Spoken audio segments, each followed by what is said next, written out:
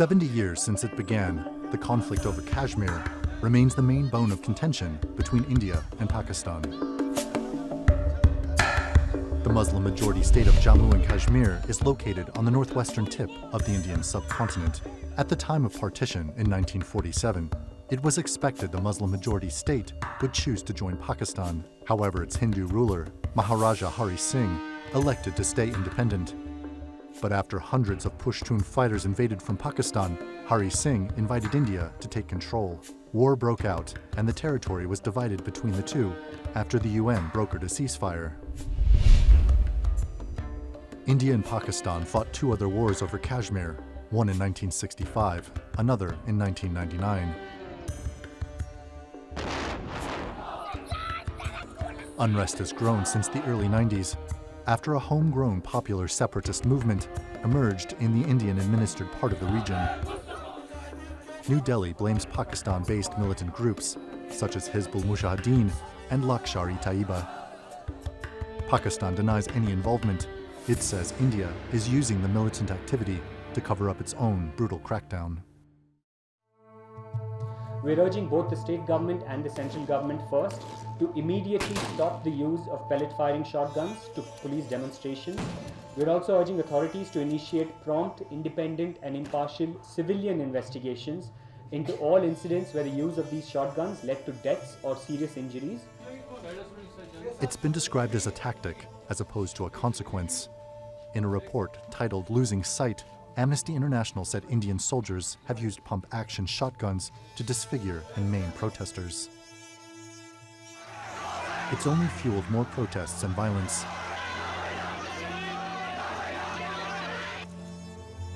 The Indian authorities have responded by extending their crackdown, including a curfew in certain districts. Indian Prime Minister Narendra Modi and his right-wing BJP have shown support for the crackdown. Bharat Mata ki Vande!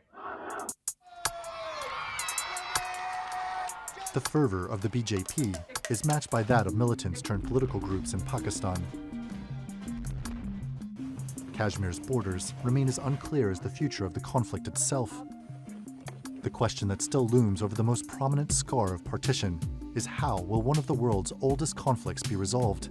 Through dialogue or another war between two nuclear-armed powers? Randolph Nogel, The Newsmakers. Well, joining me now from Indian-administered Kashmir, we have Mirwais Muhammad Omar Farooq in Srinagar. He's the chairman of Kashmir's pro-independence all-parties Hurriyat conference. Thanks so much for joining us, Mirwais. 70 years on, let me ask you very directly, who is to blame for the current situation in Kashmir? Well, it's the absolute intransigence of the government of India, which is to be blamed for what is happening in Kashmir, because they are not ready to accept that Kashmir is a political problem. It's a political dispute. It's not a territorial issue. It's not a issue of good or bad administration. It's not a land dispute. It is about the aspirations of the people of Jammu and Kashmir, who are under the worst kind of military occupation for the last 70 years. And I think unless and until the government of India understands the fact that the issue of Kashmir can only be resolved when the people of Jammu and Kashmir will be given their birthright, the right to self-determination, only then we can say that things could possibly move forward. You want that referendum, which was earmarked in UN Security Council Resolution 47. Is that what you want?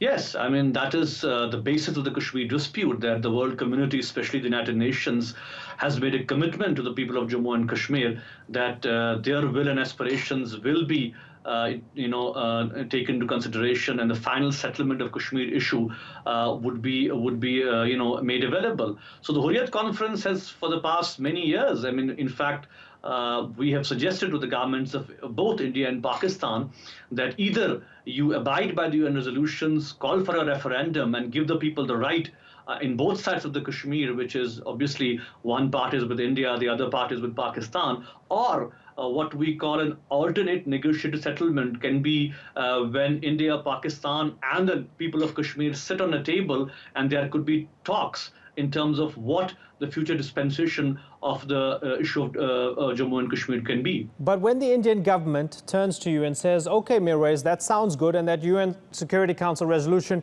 is a fact of life, but what's also a fact of life is that India has gone to war with Pakistan. In 1972, there was an agreement, the Shimla Agreement. This will be resolved bilaterally, and there won't be that referendum. We will solve this between ourselves, between India and Pakistan. They see it as something that supersedes any need for a referendum.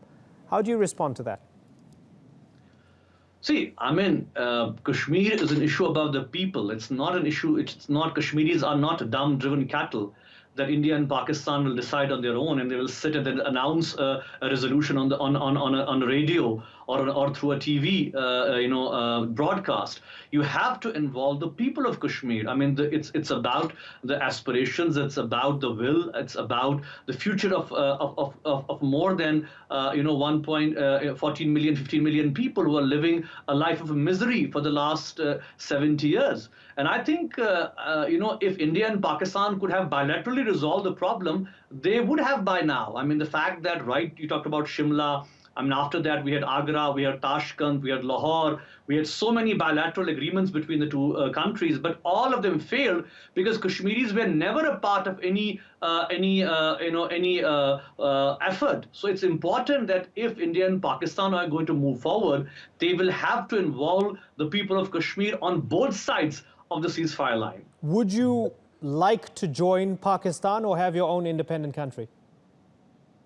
Well, that's what the people have to decide. I mean, we are saying that let this be to vote. That do the people of Jammu and Kashmir want to stay with India? Do they want to go with Pakistan, or they do want an independent state? So the question here is the will and the choice of the people to decide. Neither India nor the government of Pakistan will decide. It's the people of Kashmir who will decide what their future and what their destiny should be. And you've mentioned, the lockdowns, the curfews. There's metal pellets blinding teenagers, kids being used as human shields. It got very ugly last year specifically, about 6 years before that as well. Terrible unrest on the streets. But as things stand, it seems as if, even though it's bad, ultimately it's still a tolerable agitation for the Indian government. How do you feel about that? The fact that they feel that they can still manage this? Well, you're right. You're absolutely right about it, that unfortunately the Indian approach has been always to manage the conflict. And, they have the resources, they have the money, and to top it all, they have the military might. I mean, more than 700,000 troops of India are monitoring Jammu and Kashmir. Kashmir is the world's highest militarized zone. And you rightly said about the fact that they are dealing with this problem with an iron fist. I mean, what happened to the teenagers, what happened to the students, more than 3,000 cases of pellet injuries, more than 11,000 people being arrested last year, the entire leadership being caged, put in jails, put in house arrest. I mean, what better can I explain the situation rather than the fact that, when I'm speaking to you right now, I am under house arrest for the last 1 week. There have been no Friday prayers allowed in the main mosque of Kashmir, which is the Grand Mosque, the Jamia Masjid, for the last 3 weeks. There has been curfew every Friday so that people won't assemble in the mosque, and which could lead to an anti-India rally. So this is how they are dealing with the situation. So in a situation like this, I must say that what also is we are dismayed by the fact that there is lack of international attention towards Kashmir. I mean, every time we hear the Americans or the EU or the OIC saying that India, Pakistan have to solve the problem, they are not in a position to solve the problem. That is why we feel that there has to be international mediation, assistance, whatever name you give it. There has to be a third-party intervention. Mm-hmm. You mentioned lack of international attention. Something that gives a lot of international sympathy to the Indian government's point of view is when Lashkar-e-Toiba or Hizbul Mujahideen kill people in your name, in the name of Kashmir, in the name of liberating Kashmir. How do you solve that mess?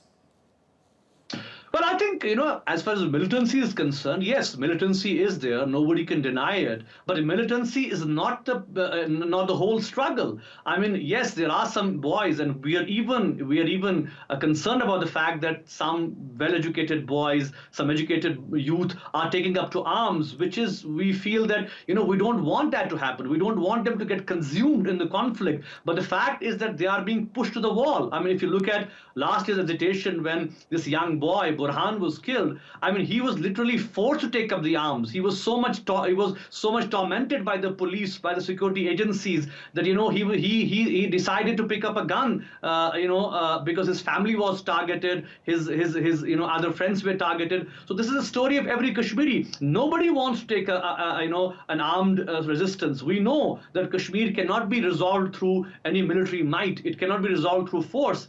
But who is pushing the young boys of Kashmir towards force? I mean, who is pushing them to pick up stones? I mean, you are not allowing discussions in universities. You're not allowing, any student activities, any student activism. There is ban on any student activism in Jammu and Kashmir. The Hurriyat Conference, which is the main pro-freedom alliance of the parties in Jammu and Kashmir, has not been allowed to hold a rally, a sit-in, a public protest. So there is ban on everything. And, when you talk about the Indian state, they have the Armed Forces Special Powers Act, they have the black laws, which give them impunity. You cannot charge any police officer or army officer, even if he kills people at his will, because they are protected by special laws. So in a situation like this, when the world community talks about India being a democracy, ask Kashmiris who are seeing the real face of Indian democracy for the last, 30 years in general, and 70 years, as far as the conflict is concerned. Are you honestly telling me, I mean, it's understandable that the situation is really awful for a lot of people, particularly in places in the valley when it's under lockdown and so on. But are you honestly telling me that someone like Wani had no other option in life other than to pick up a weapon?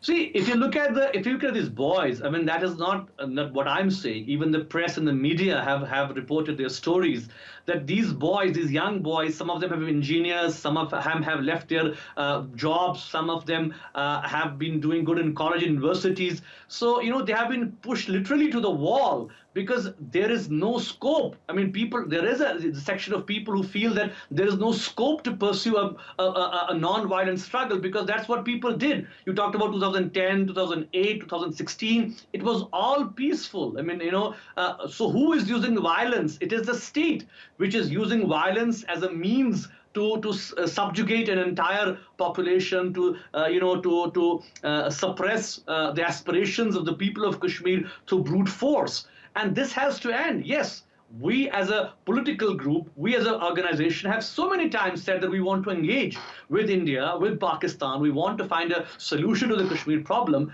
But to that, the government of India says that, we are having elections in Kashmir, for the assembly or for the Indian parliament, which can never be a substitute. Even the UN resolutions are very clear when they say that no internal election in Kashmir, whether for the parliament or for the day-to-day administrative affairs, can be a substitute for a plebiscite. So what the people of Kashmir are saying, that either you do a referendum, you call for a referendum, how the Brexit thing was done, how there was a referendum in Quebec, in other parts of of the world, or you have a dialogue process where India, Pakistan, and Kashmiris sit across a table and they try to resolve the problem. And to be clear, when you say referendum, you mean a referendum in the valley, which would then also include, I guess, the Pandits in Jammu, include Buddhists in Ladakh, include Pakistan-administered Kashmir as well. Do you want to include all of it? Well, of course, if you go by the UN resolutions, the entire state of Jammu and Kashmir, as it existed on 14th of August 1947, is a dispute. And if you look at the layout of the state right now, I mean, there are three regions: Jammu, Kashmir, and Ladakh are under Indian control, and Azad Kashmir and the northern areas are under Pakistani control. So these 5 regions constitute the princely state of Jammu and Kashmir, and that is what the UN has said, that there has to be a referendum in the entire state of Jammu and Kashmir to assess the will of the people. My final question for you, from the outside looking in, a lot of international eyes see Kashmir through a stability or security prism, and their existential fears are related to the fact that both India and Pakistan have nuclear weapons, and I guess you can also include the Chinese. They have nuclear weapons, and they also claim a small part of Kashmir. And so a lot of the fears are that some of these sporadic clashes between Indians and Pakistanis might escalate into an all-out nuclear war over Kashmir. How much does that factor into the thinking of people who live in Baramulla or Srinagar, just ordinary Kashmiris? Well, it is a very difficult situation for especially those people who are living near the ceasefire line. I mean, in the past 1 week, more than 10 people have died in cross LOC firing. And we saw how close India and Pakistan came to each other in the Kargil war.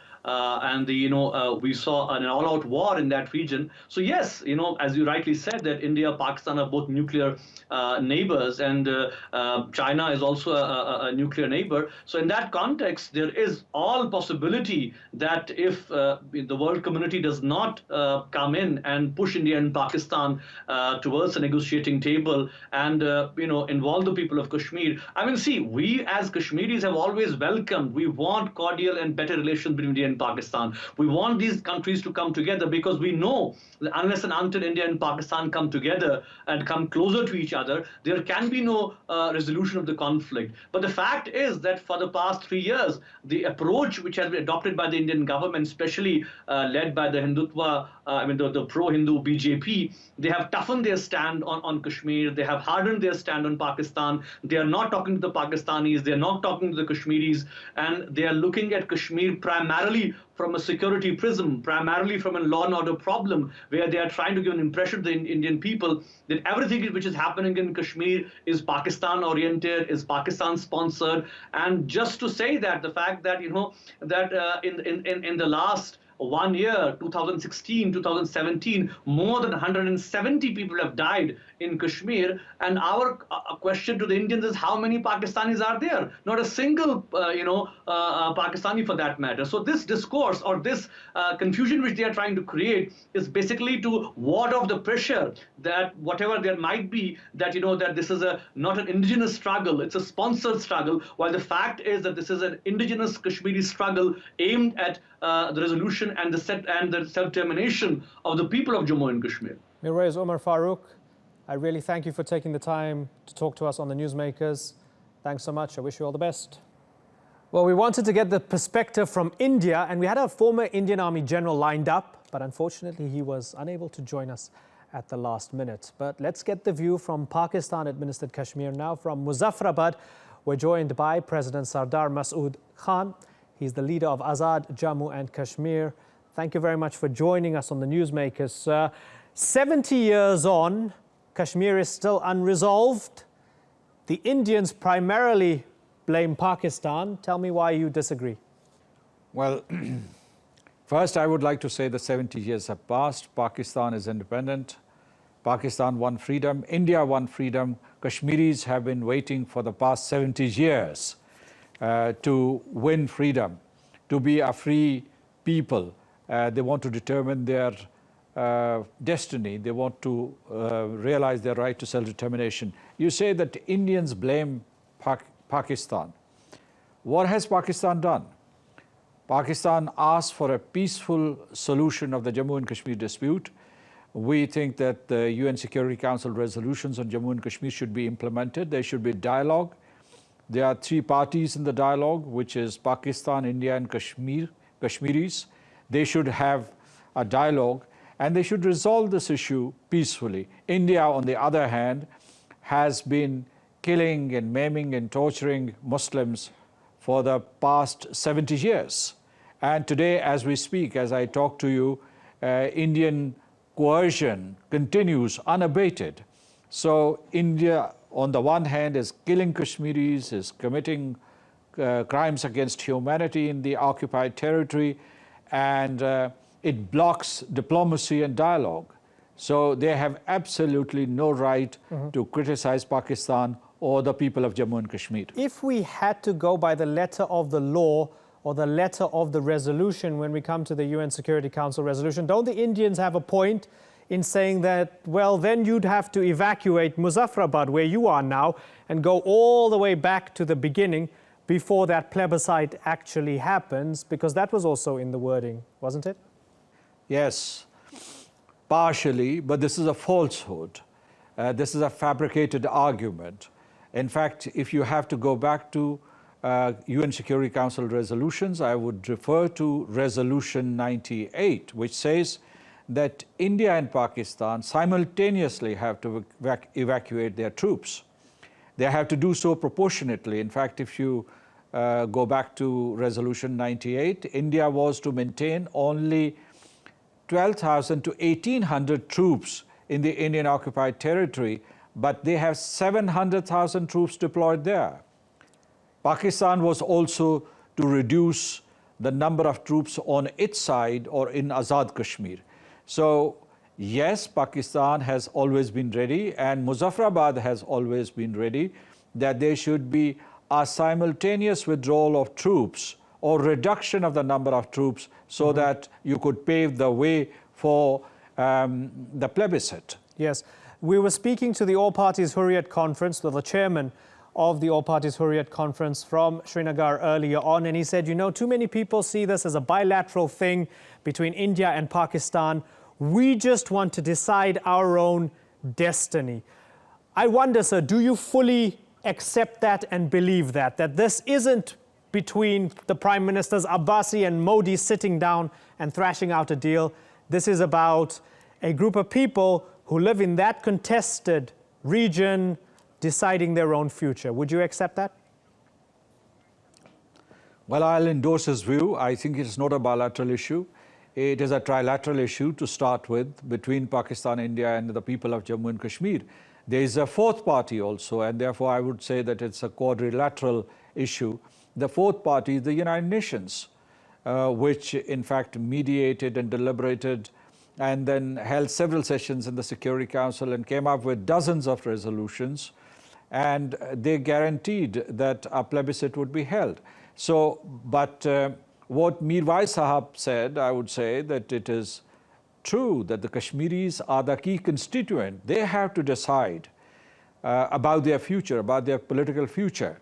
So I think that I agree with him, but that said, India and Pakistan too are parties to the dispute. That can also not be denied. Sir, very finally, is there anything to be optimistic about 70 years on? The two countries are not talking over Kashmir. There's border skirmishes along the line of control, violence on the streets like we haven't seen in many years. For many years, we saw that last year. Almost 90 were killed after Burhan Wani was killed. Things look bad in Kashmir. Is there anything to be optimistic about? Well, Kashmiris are determined that they would win their freedom, and they think that they have the right to secure their right to self-determination. All I can say is that India's obduracy makes the whole scenario very pessimistic. And you want to look at the brighter side. In fact, I see lots of darkness because the international community also is not paying attention to this issue. They are bogged down by other issues, and because of India's diplomatic maneuvers or its strategic alliances or its offer of lucrative contracts or commercial or economic contracts, the world has chosen to look the other way. What they are doing is that they are appeasing India. Appeasement was dangerous last century. It is dangerous this century because what India is doing every day is that it is targeting innocent, unarmed Kashmiris, killing them and committing crimes against humanity in Jammu and Kashmir. So in fact, the Kashmiris do not know what to do. The United Nations Security Council itself is silent. It tries to artificially balance the dynamics of India and Pakistan. What we want that the United Nations should come forward and try to resolve this issue. The United Nations Secretary General, the United Nations Security Council, they should demonstrate leadership. They have their own resolutions. These resolutions are still operative. They need to be implemented. And we think that if they fulfill their role, if they perform their duties, then of course there would be some light at the end of the tunnel. The President of Pakistan-administered Kashmir, Sardar Masood Khan, I thank you very much for joining us on The Newsmakers.